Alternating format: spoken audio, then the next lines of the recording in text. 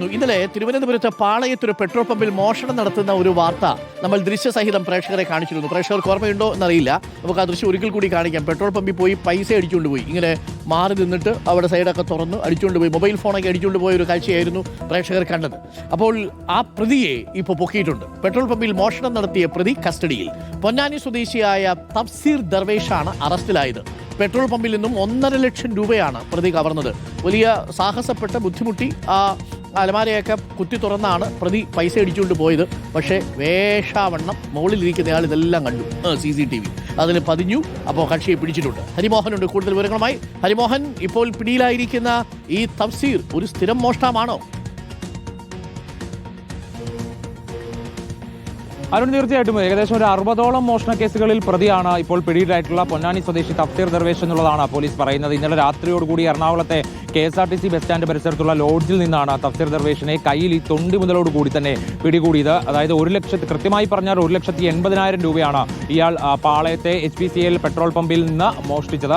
ഇതിൽ 90,000 രൂപ 2 CDMകൾ വഴി സ്വന്തം അക്കൗണ്ടിൽ ഇയാൾ നിക്ഷേപിക്കുകയും ചെയ്തു. ഇയാളെ പിടികൂടുന്ന സമയത്ത് കയ്യിൽ 23,000 രൂപയും ഉണ്ടായിരുന്നു.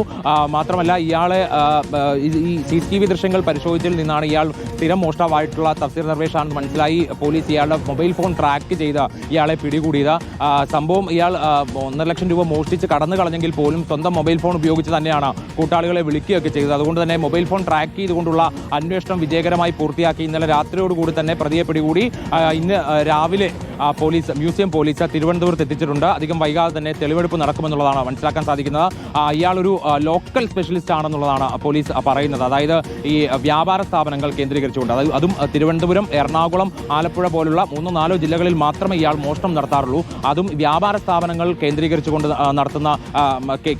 നടത്തുന്ന മോഷണമാണ്. മാത്രമല്ല അതിൽ മറ്റ് ആയുധങ്ങളോ അല്ലെങ്കിൽ ലോക്കർ തുറക്കാനുള്ള മറ്റ് അത്യാധുനിക സംവിധാനങ്ങളോ ഒന്നും ഇയാളുടെ കയ്യിൽ ആകെ ഉള്ളത് ഒരു സ്ക്രൂ ഡ്രൈവർ മാത്രമാണ്. ഈ സ്ക്രൂ ഡ്രൈവർ ഉപയോഗിച്ചാണ് ഇയാൾ ഈ പറയുന്ന 60ഓളം മോഷണങ്ങൾ നടത്തിയത് എന്നുള്ളതാണ് പോലീസ് പറയുന്നത്. സ്ഥിരമായി ഈ സ്ക്രൂ ഡ്രൈവർ തന്നെയാണ് ഇയാളുടെ പക്കൽ ഉണ്ടാവാറുള്ളത്. പോലീസ് പിടികൂടുന്ന സമയത്തും ഇതേ സ്ക്രൂ ഡ്രൈവർ കയ്യിലുണ്ടായിരുന്നു. അതുകൊണ്ട് വലിയ ആർഭാടമുള്ള കള്ളനൊന്നുമല്ല. പക്ഷേ ഇയാൾ നിരന്തരമായി മോഷണം നടത്തുന്ന കള്ളനാണ്. പിടികൂടിയ സമയത്ത് പിടികൂടുന്നു, പിന്നീട് ജാമ്യത്തിൽ ഇറങ്ങുന്നു, വീണ്ടും മോഷണം നടത്തുന്നു, വീണ്ടും പിടികൂടുന്നു. അങ്ങനെയാണ് ഇയാളുടെ ഒരു പതിവ്. എന്തായാലും ഇതിൽ സ്വന്തം മൊബൈൽ ഫോൺ ഉപയോഗിച്ച് തന്നെ മറ്റാളുകളെ വിളിച്ചത് പോലീസിന് കൃത്യമായി ട്രാക്ക് ചെയ്യാൻ കഴിഞ്ഞു. അങ്ങനെയാണ് ഇന്നലെ രാത്രി പിടികൂടിയത്.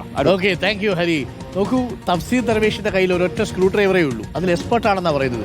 പുള്ളിയെ കിട്ടിയെങ്കിൽ വീട്ടിലൊന്ന് വിളിക്കാൻ വരും. നമ്മുടെ ഒരു അലമാരിയുടെ ഒരു ഡോറ് ഒന്ന് തുറക്കാൻ വേണ്ടിയിട്ട് കുറച്ച് നാളായിട്ട് നമ്മളിങ്ങനെ കാത്തിരിക്കുക. തസ്കര ശ്രീമാൻ തഫ്സീർ ദർവേഷിന്റെ കഥയാണ് പ്രേക്ഷകർ ഇപ്പോൾ കണ്ടത്.